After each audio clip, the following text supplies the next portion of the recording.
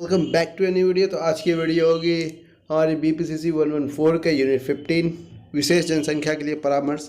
विशेष जनसंख्या का मतलब OBC ST SC EWS ऐसी चीज़ों से नहीं है। विशेष जनसंख्या जो किसी चीज़ के कारण एक कैटेगरी में की जाती है। बच्चे है ना, जरा बुढ़ापे से संबंधित है ना, वृद्धावस्था, ठीक है। ये सब चीज़ों को HIV एड्स, जो क्या बोलते हैं यार उसको, ट्यूबरकुलोसिस, TB, है ना, HIV एड्स ये सब हो गया। लाइलाज बीमारी वाला परामर्श, कैंसर हो गया, है ना। ये सब चीज़ें होती है ना। आघात से निपटने के लिए क्लाइंट्स की मनोचिकित्सा, है ना। तो विशेष आवश्यकता वाले होते लोग, उनके लिए विशेष आवश्यकता वर्ड शब्द का यूज किया गया है। तो जरा बुढ़ापे से संबंधित चिकित्सा परामर्श, है ना। जरा चिकित्सा परामर्श से तात्पर्य वृद्ध व्यक्तियों या उन लोगों को प्रदान किए जाने वाले परामर्श है जो जीवन के अंतिम चरण में है।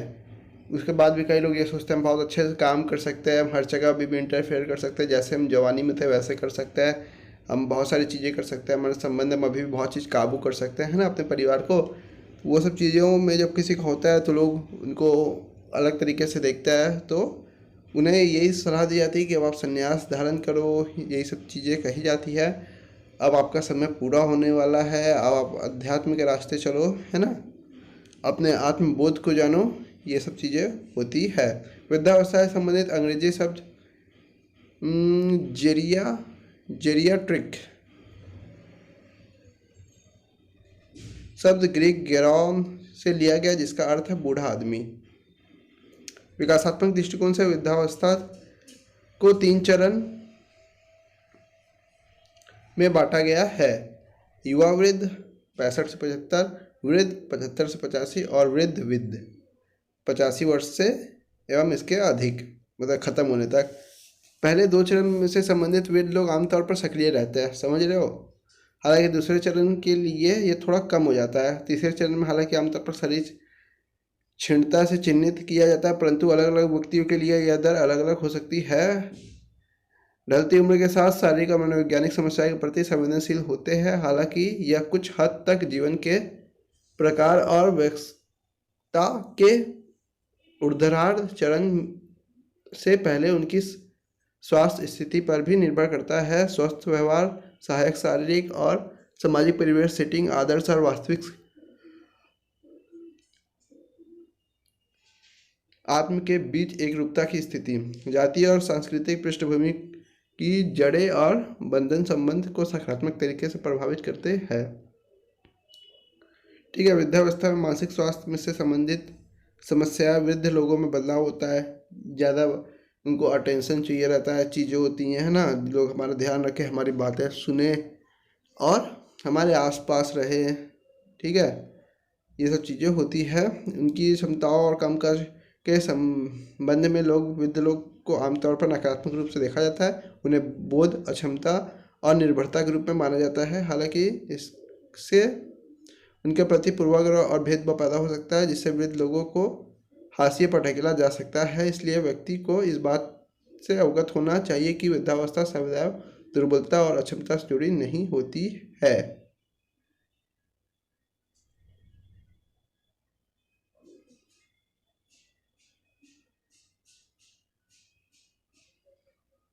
वृद्धावस्था में स्मृति की कमी, संज्ञानात्मक कार्य प्रणाली, स्वर्ण चलने फिरने में कठिनाई या समस्याएं जैसे कुछ सामान्य परिवर्तन होते हैं। तो लोग उनको ऐसे देखते हैं कि ये इनको कुछ भी बोलो समझ में नहीं आता, धीमे धीमे काम करता है, होता है, लोग परिवार में ऐसे बोलते हैं। तो ये सब चीज़ें उनको समस्याएं होती है। तो वृद्धावस्था में समान विकार और उनका आकलन, ठीक है। तो वृद्ध लोग उम्र बढ़ने के हिस्से के रूप में कई बदलाव से गुजरते हैं, लेकिन कभी कभी इन परिवर्तनों से जरा चिकित्सा संलक्षण पैदा हो सकता है। इन संलक्षणों को आगे 2 व्यापक क्षेत्रों में विभाजित किया गया है: शारीरिक, देखने और सुनने समस्याएं, शरीर में दर्द, अस्थि संधि विकृति,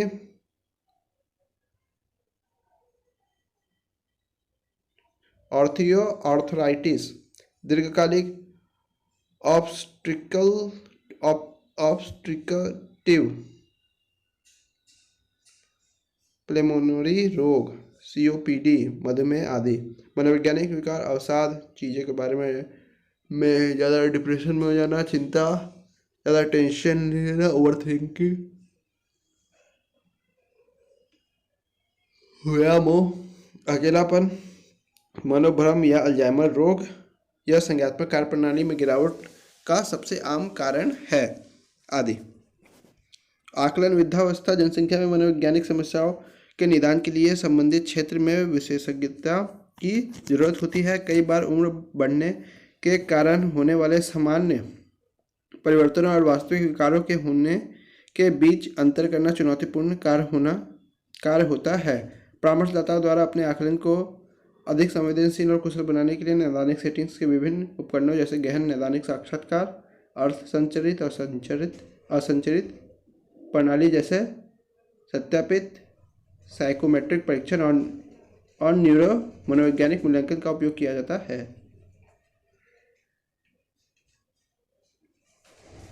साइकोमेट्रिक परीक्षण संरचित, विश्वसनीय और वैध परीक्षण होते हैं जिसका उपयोग वृद्ध जनसंख्या में संज्ञानात्मक हास, स्मृति हानि आदि और मनोविकृति विज्ञान अवसाद आदि के आकलन के लिए किया जाता है। चलो ठीक है। न्यूरो मनोविज्ञान आकलन में आमतौर पर मस्तिष्क के 4 लोब्स और कई क्षेत्रों का खास आकलन शामिल होता है।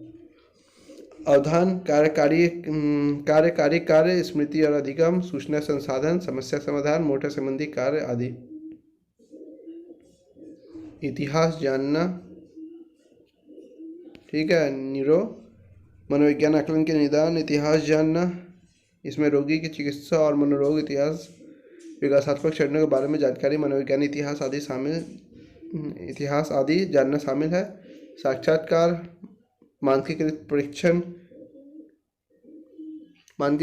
वे माप है जिसमें सामान्य रूप से वितरित जनसंख्या की तुलना में रोगी के निष्पादन के लिए मान्य और विश्वसनीय स्कोर प्राप्त करने के लिए पूर्व निर्धारित तरीके से व्यवस्थित निर्दिष्ट बंदे होती हैं। ठीक है। वृद्धावस्था में परामर्श के लक्ष्य संज्ञानात्मक हास और दुश्चिंता और अवसाद जैसे मनोवैज्ञानिक समस्याओं का समाधान करना और शारीरिक परिवर्तनों से समायोजन करना वृद्धावस्था में परामर्श का उद्देश्य है।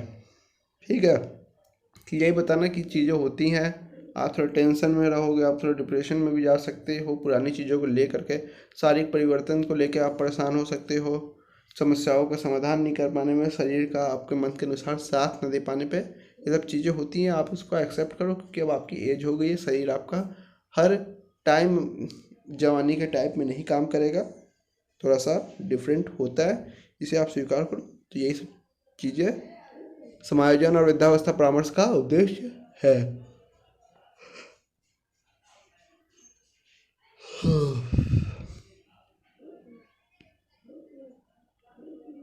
ठीक है। व्यवहार परिवर्तन, सामाजिक कौशल, निर्णय लेने की क्षमता, अंतर्व्यक्ति संबंधों में सुधार और प्रेरक स्तरों को बढ़ाना परामर्श के कुछ प्रत्याशित परिणामों में शामिल है। जरा चिकित्सा में व्यवहार संशोधन, समायोजिक कौशल बढ़ाना, निर्णय लेने की क्षमता, अंतर्व्यक्ति संबंधों में सुधार, प्रेरक स्तर बढ़ाना। कई बार अकेले होने, परिजनों की देखभाल करने में असमर्थता या अक्षमता आदि जैसे विभिन्न कारणों से बुजुर्गों को वृद्धाश्रम में डाल दिया जाता है। वृद्धावस्था से संबंधित पुनर्वास कार्यक्रमों का उद्देश्य यह है कि आत्मनिर्भर बनने में वृद्धि जनों की सहायता की जाए, यथासंभव उनके जीवन की समग्र गुणवत्ता में सुधार किया जाए जिससे उनका जीवन अधिक सार्थक बन सके।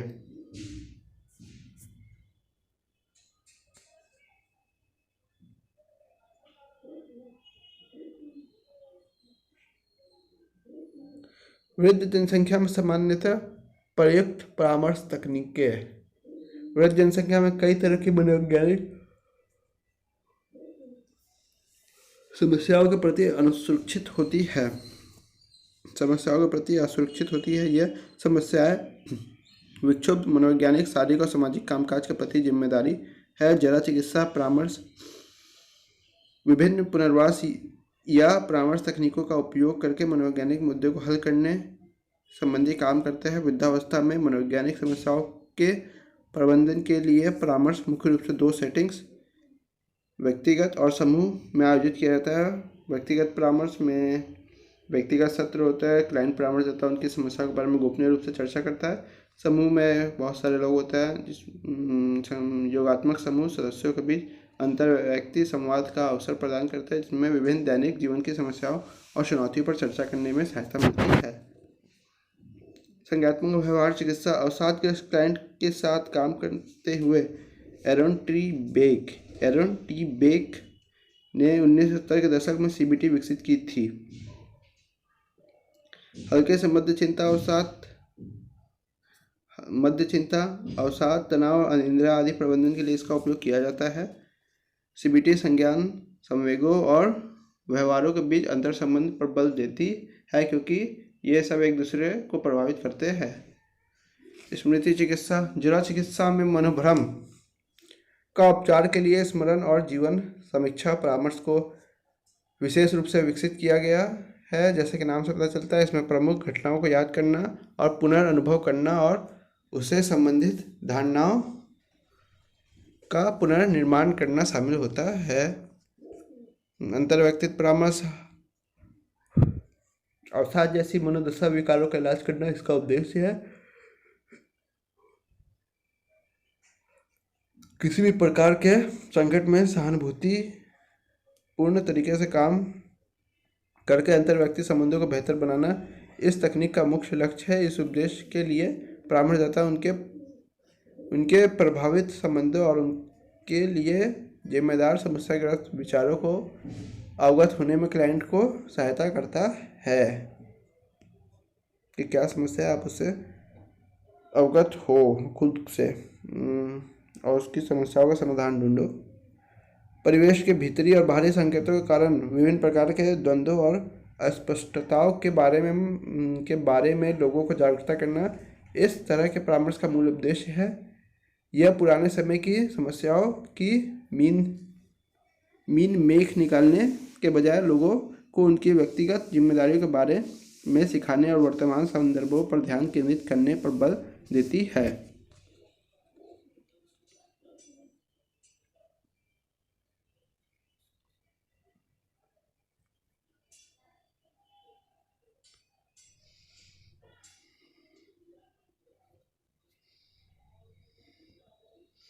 HIV एड्स परामर्श, ठीक है।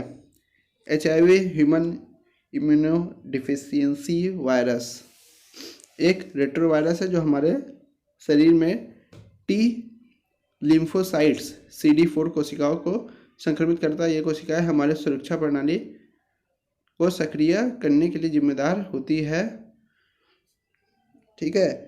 HIV जब शरीर में घुस जाता है तो ये CD4 कोशिकाओं को लक्षित करता है और इन्हें मारना शुरू कर देता है। इसके परिणाम स्वरूप प्रतिरक्षा स्तर में कमी आती है, जो आगे चलकर अन्य प्रकार के संक्रमणों, तत्कालिक संक्रमण जैसे तपेदिक और निमोनिया के लिए मार्ग प्रशस्त करती है।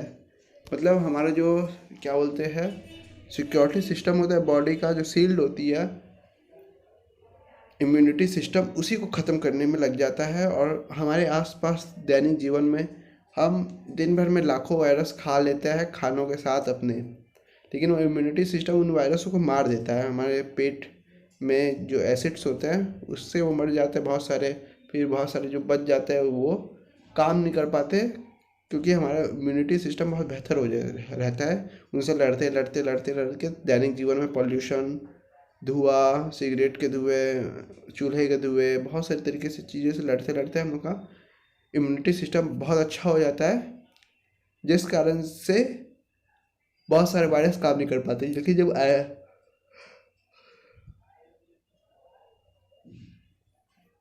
जो HIV आता है तो सबसे पहले इम्यूनिटी सिस्टम को ही मारता है। जो इम्यूनिटी सिस्टम को स्ट्रॉन्ग करता है CD4 कोशिकाओं, उसी को संक्रमित करके उसको कमज़ोर करके एकदम तोड़ देता है और ख़त्म करने लग जाता है और मारने लग जाता है, जिससे हमारा इम्यूनिटी सिस्टम खराब होने लग जाता है और आसपास के जो वायरस होते हैं वो शरीर पे हावी होने लग जाते हैं। इसे एक्वायर्ड इम्यूनोडिफिशियंसी सिंड्रोम के नाम से जाना जाता है। इम्यूनोडिफिशियंसी सिंड्रोम के नाम से जाना जाता है। और कई बार HIV का फुल फॉर्म आ जाता है, तो उसको ध्यान में रखना। इस तरह एड्स अपने आप में कोई बीमारी नहीं बल्कि बीमारियों का एक समूह है। वर्तमान में भारत में 21 लाख लोग HIV एड्स से जूझ रहे हैं। हाल के एक सर्वेक्षण रिपोर्ट के अनुसार राष्ट्रीय एड्स नियंत्रण संगठन NACO जैसे कई सरकारी और गैर सरकारी संगठनों के नियंत्रण प्रयासों के कारण हमारे देश में एड्स का समग्र प्रसार घट रहा है, परंतु राष्ट्रीय आंकड़ों के तुलनात्मक अध्ययन में आंध्र प्रदेश जैसे कुछ राज्यों में एड्स के प्रसार में भारी वृद्धि पाई गई। ठीक है। HIV एड्स संक्रमण के लिए जिम्मेदार कुछ सामान्य कारक: असुरक्षित यौन संबंध, कई भागीदारों से यौन संबंध या बहुविवाह, नशे में असुरक्षित इंजेक्शन का उपयोग,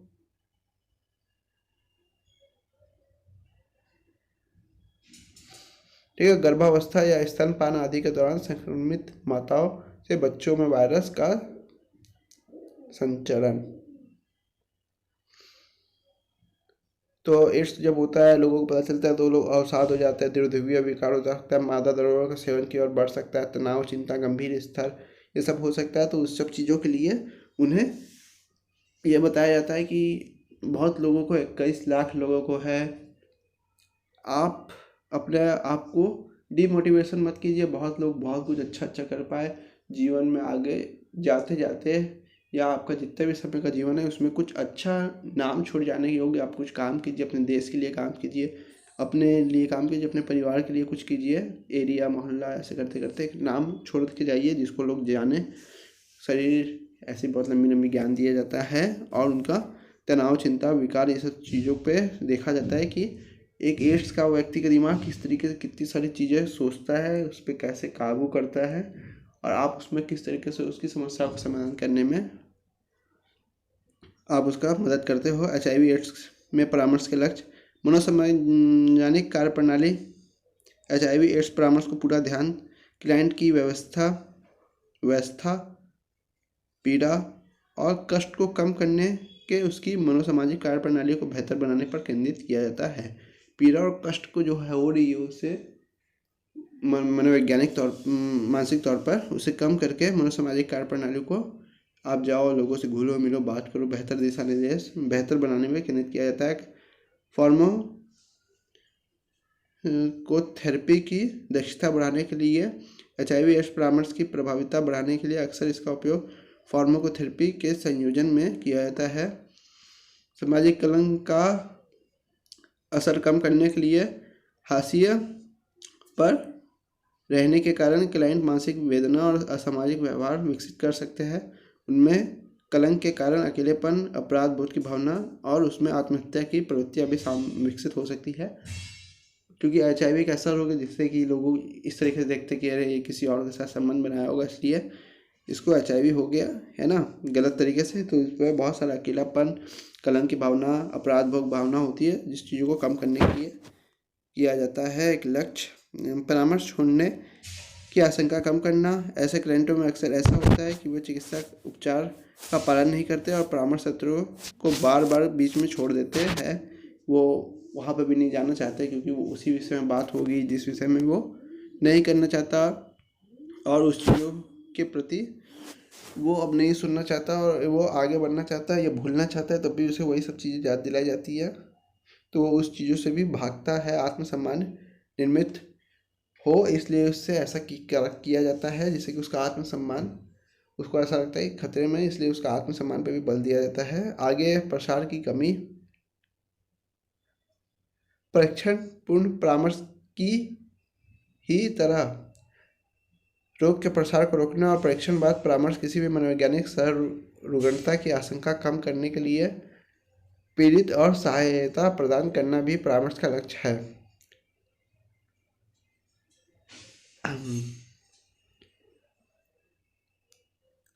HIV एड्स में सामान्यतः प्रयुक्त परामर्श की तकनीकें क्लाइंट द्वारा शुरू किया गया परामर्श है ना, बातचीत, कई लोग सामने से आते हैं कि हमें ये सब चीज़ें हो रही है। प्रदाता द्वारा शुरू किया गया परामर्श, जब क्लाइंट को चिकित्सक द्वारा उसके संबंध किसी भी संगठन द्वारा संदर्भित किया जाता है कि हमारे संगठन में यह एक HIV का रोगी है, इससे आकर मिलो, ये वो, तो होता है परीक्षण पूर्ण परामर्श। HIV जांच को लेकर क्लाइंट अक्सर दुविधा में रहता है, परंतु पूर्व परामर्श में परामर्शदाता इस रोग और अन्य यौन संचित संक्रमण STI होना चाहिए STI के प्रसार और रोकथाम के बारे में सटीक और अद्यतन जानकारी प्रदान करता है, ताकि क्लाइंट प्रशिक्षण प्रक्रिया के बारे में समुचित निर्णय ले सके कि क्या हमें करानी चाहिए या हमारे साथ ऐसा कभी कुछ हुआ भी है। परीक्षण पश्चात परामर्श, इसमें HIV परीक्षण परिणामों को प्रकट किया जाना शामिल है। यह प्रतिक्रिया सरल होनी चाहिए और इसमें व्यक्तिगत रूप से किया जाना चाहिए ताकि गोपनीयता बरकरार रखी जा सके। मतलब कि जब रिपोर्ट आती है तो वो परामर्श दिया जाता है कि ऐसे ऐसे ऐसे चीज़ें की जानी चाहिए। पॉजिटिव, अपना माइंड सेट पॉजिटिव रखें, आपकी चीज़ें लीक नहीं होगी।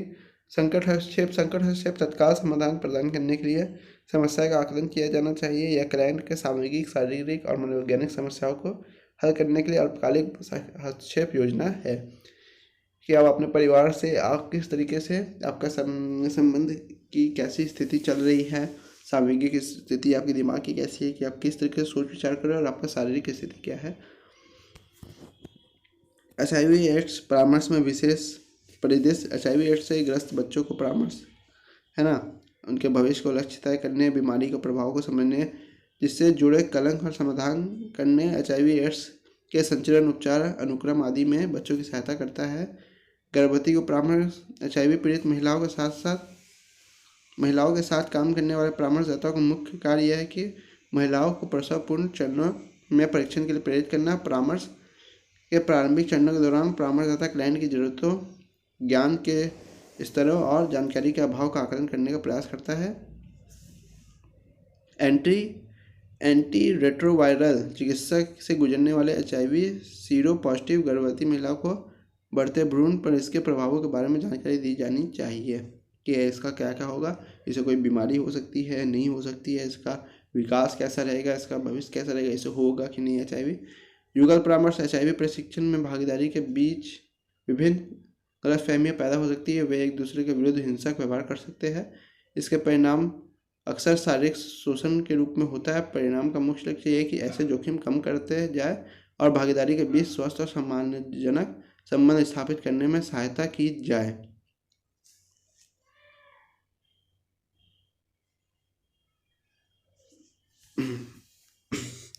HIV परामर्श से संबंध सामान्य बाधा है। HIV संकट क्लाइंट में आमतौर पर क्लाइंट में अन्य गौण संक्रमणों की आशंका अधिक रहती है, क्योंकि उनकी रोग प्रतिरोधक शक्ति समग्र रूप से कम हो जाती है। रोग प्रतिरक्षा में ह्रास को धीमा करने के लिए उन्हें दवाई दी जाती है, जो पुनः उनके संक्रमण के बारे में सतत रूप से याद दिलाता है। इसके अलावा ऐसी दवाएं के दुष्प्रभावों से उनके दैनिक जीवन के कामकाज की समस्या पैदा हो सकती है। HIV एड्स के लिए परामर्श व्यक्तिगत आधार और उनके सहयोगी और परिवारों के साथ किया जा सकता है। युगल में आ सकता है, पारिवारिक में आ सकता है।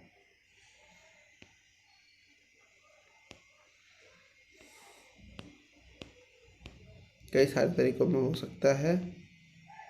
इसका कहानी खत्म होने वाली है क्या? लाइलाज बीमारी में परामर्श, बहुत सारी बीमारी लाइलाज होती है। कैंसर हो सकती है, ट्यूबरक्लोसिस हो सकती है। ट्यूबरक्लोसिस खत्म होती है लेकिन बाद में फिर हो सकती है।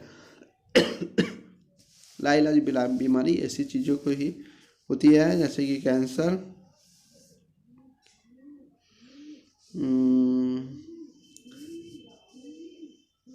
तो लाइलाज बीमारियों से ग्रसित लोगों में अवसाद, दुश्चिंता, क्रोध और हताशा जैसी मनोवैज्ञानिक समस्याएं हो सकती है। परामर्श में दर्द, निद्रा समस्याओं, थकान, अवसाद, चिंता और तनाव से राहत प्राप्त करने की सहायता मिलती है।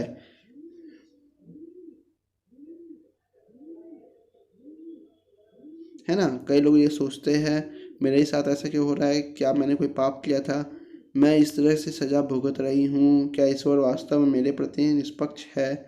जैसे प्रश्नों से वो उनका दिमाग जैसे प्रश्नों का उत्तर तलाशने का प्रयास करते हैं। परामर्शदाता का मुख्य कार्य यह है कि वो अपने महत्व के बोध को विकसित करने और उनके जीवन में सार्थकता जोड़ने में क्लाइंट की सहायता करे। परामर्शदाता ऐसे क्लाइंट को कष्ट से मुक्ति उल्लेखनीय भूमिका निभाता है और उसके दर्द और पीड़ा को कम करके मृत्यु की ओर उनकी यात्रा के लिए उन्हें तैयार करता है। तो लाइलाज बीमारी से पीड़ित लोगों में मनोवैज्ञानिक प्रतिक्रियाएं कैसी रहती है? मरणासन व्यक्ति द्वारा दिखाई गई मनोवैज्ञानिक क्रियाओं को समझने के लिए कुबरल रॉस ने एक चरण वॉर मॉडल प्रस्तावित किया। इनकार यह क्लाइंट द्वारा दिखाई जाने वाली पहली प्रतिक्रिया। इस चरण में क्लाइंट लाइलाज बीमारी को नकारता है और यह स्वीकार नहीं करता कि उसे कुछ समस्या है। क्रोध इस चरण में अत्यधिक क्रोध और हताशा विकसित होती है जो अन्याय की भावना से संबंधित होती है कि हमारे साथ ऐसा क्यों हुआ। सौदाकारी यह तीसरा चरण है जिसमें लाइलाज बीमारी को ग्रस्त क्लाइंट अपने जीवन के लिए सौदेबाजी करने का प्रयास करता है। वो अपनी मृत्यु की देरी करने या अपने जीवन को लंबा करने के लिए अपने पाप पूर्ण कर्मों को क्षमा करने के लिए भगवान की पूजा और प्रार्थना आदि शुरू कर सकता है। और साथ चौथा चरण में यह क्लाइंट में क्षति, निराशा, उदासी और अपराध बोध के गहरे उतर जाता है जिससे वो दुखी होता है। स्वीकृति यह अंतिम चरण है जिसमें क्लाइंट मान लेता है कि हाँ ये बीमारी हुई है, मृत्यु अपरिहार्य घटना के रूप में स्वीकारता है और इसका सामना करने के लिए तैयार हो जाता है। लाइलाज रूप से बीमार रोगियों में परामर्श के लक्ष्य रोग और उससे जुड़े शारीरिक और मनोवैज्ञानिक लक्षण के बारे में पूर्ण जानकारी प्रदान करना। इसके व्यक्ति और शारीरिक मानसिक प्रक्रियाओं में होने वाले बदलावों के बारे में अधिक जानकारी प्राप्त करने में सहायता मिलती है। लाइलाज बीमारी में सामान्यतः प्रयुक्त परामर्श तकनीकें शोक परामर्श है ना, इसे वियोग परामर्श के रूप में भी जाना जाता है। परामर्श के इस रूप का लक्ष्य यह है कि शारीरिक सामग्री को संज्ञानात्मक प्रतिक्रिया को जन्म देने में सक्षम संभावित क्षतियों को समायोजन और एक आंतरिक द्वंद्व के बारे में समझ विकसित करने में क्लाइंट की सहायता की जाए। ठीक है। समस्या केंद्रित परामर्श का सिद्धांत मनुष्य शैक्षिक और संज्ञानात्मक व्यवहार हस्तक्षेप से प्रेरित है। यह मुख्य रूप से प्रभावी जीवन जीने के लिए आवश्यक सामाजिक कौशल और रणनीतियाँ पर केंद्रित करता है और कोई है नहीं। लाइलाज बीमारी में परामर्श के लिए सामान्य उपागम, मनोगतिक चिकित्सा, मानवतावादी उपागम,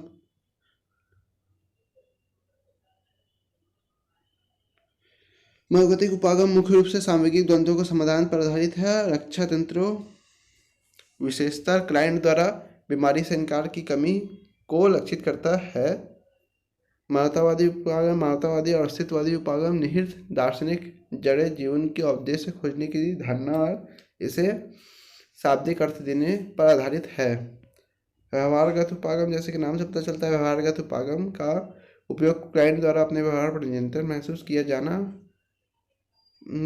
किया जाने वाला बोध प्राप्त करने में सहायता के लिए किया जाता है। पारिवारिक उपागम परिजनों से विशेष लाइलाज बीमारी के रूप में क्लाइंट को अक्सर अपने परिजनों के से विशेष अपनेपन, प्यार और स्नेह की आवश्यकता होती है। परिजनों के आसपास में अप्रकट समस्याओं को सुलझाकर परिजनों के बीच संवादहीनता को कम करना परिवार चिकित्सा का उद्देश्य है। मतलब लंबी चौड़ी रहा ये वीडियो और ये खंड भी मनोवैज्ञानिक आघात के लिए परामर्श। मनोवैज्ञानिक आघात साइकोलॉजिकल ट्रॉमा या केवल आघात को एक ऐसे अन्य व्यक्तिगत अनुभव के रूप में संदर्भित किया जाता है जिसमें किसी घटना से सामूहिक अनुभवों और एकीकृत करने की क्षमता अत्यधिक प्रभावित होती है। इस घटना को व्यक्ति की जीवन समर्थ प्रणाली और मनोवैज्ञानिक अभिन्नता के लिए खतरा माना जाता है। ऐसी घटनाएं कोई प्राकृतिक आपदा, शारीरिक शोषण, दुर्घटना आदि हो सकती है।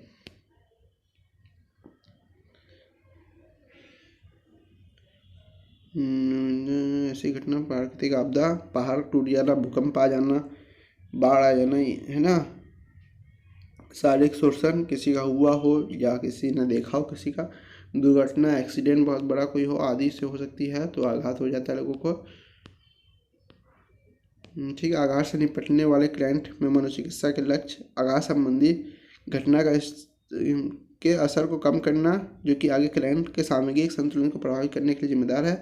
क्लाइंट के आत्मसम्मान का स्तर बहाल करना ताकि दैनिक जीवन की गतिविधियों को वापस सामान्य स्थिति में लाया जा सकता है अगर उसका शोषण हुआ हो शारीरिक। तो पर्यावरण से प्रभावी ढंग से निपटने के लिए बेहतर समाजी रणनीतियाँ विकसित करने में क्लाइंट से आर्थिक सहायता करना। अगर उसने कभी कोई भूकंप, क्लाइमेट चेंज, बादल फटना, बाढ़, सुनामी ये सब देखी हो तो व्यक्ति के मानसिक सामाजिक कामकाज में सुधार के लिए व्यक्ति को मनोवैज्ञानिक कुशलक्षेप, अफ्लैश और तनावपूर्ण दखलकारी यादों का प्रभाव कम करना। अगर उसके साथ कोई बुरी घटना घटी हो तो माता पिता का गुजर जाना, किसी को गोली लग जाना या कोई चीज़ों का देख लेना, ये सब चीज़ें होती है। मनोवैज्ञानिक आघात में सामान्यतः प्रयुक्त परामर्श तकनीकें आघात केंद्रीय संज्ञानात्मक व्यवहार चिकित्सा। मनुष्य सोच और व्यवहार एक दूसरे से सीधे जुड़े हुए। आघात संबंधी घटना आमतौर पर व्यक्ति का विचार प्रतिक्रिया प्रभावित होती है। आघात केंद्रीय सीबीटी मानता है कि किसी व्यक्ति में सामूहिक और व्यवहारगत परिणाम किसी घटना के बारे में व्यक्ति के विचार, प्रक्रियाओं और धारणा का प्रत्यक्ष परिणाम होते हैं। संज्ञानात्मक संसाधन परामर्श। संज्ञानात्मक संसाधन सिद्धांत मानता है कि क्लाइंट आघात संबंधी घटनाओं को समझने का प्रयास करता है और परिणाम में विकृत धारणाएं विकसित करता है। इन धारणाओं को तब पूर्ण मनोबंध में एकीकृत किया जाता है जिसे आत्मसात के रूप में जाना जाता है। दीर्घकालीन अनावरण चिकित्सा। दीर्घकालीन अनावरण चिकित्सा का मुख्य लक्ष्य भय से जुड़ी संज्ञानात्मक संरचनाओं को बदलना है ताकि वह रोगी के लिए कोई परेशानी पैदा ना कर सके। इमेजरी रीस्क्रिप्टिंग। जैसा कि नाम से पता चलता है, इमेजरी रीस्क्रिप्टिंग ऐसी तकनीक है जिसमें क्लाइंट अपनी कल्पना का उपयोग करके आघात संबंधी घटनाओं को फिर से कल्पना करने के लिए कहा जाता है। उसे अन्य संभावित ट्रैजेक्टरी मार्गों की तलाश करने के लिए कहा जाता है ताकि वास्तविक घटना के प्रभाव को कम कष्टदायक हो सके।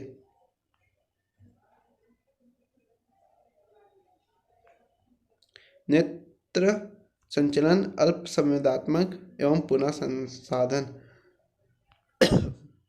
कोई इंपॉर्टेंट नहीं है। Tata bye bye. हाँ तो गाइस, कैसा लगा वीडियो कमेंट करके जरूर बताना। कोई डाउट और प्रॉब्लम हुई हो तो कमेंट बॉक्स में कमेंट करना। कोई सुझाव देना हो तो भी आप कमेंट बॉक्स में कमेंट करना। और किसी भी तरह कोई पर्सनल प्रॉब्लम है, कोई पर्सनल क्वेरी हुई हो वीडियो में या कोई पूछना हो पर्सनली, तो डिस्क्रिप्शन बॉक्स में मेरे लिंक दिए गए हो, जाते आते आप वहाँ मुझे डायरेक्टली मैसेज कर सकते हैं। तो thank you for watching guys. मिलते हैं नेक्स्ट वीडियो में। Tata bye bye. जाते जाते वीडियो को लाइक और चैनल को सब्सक्राइब करते जाना याद से।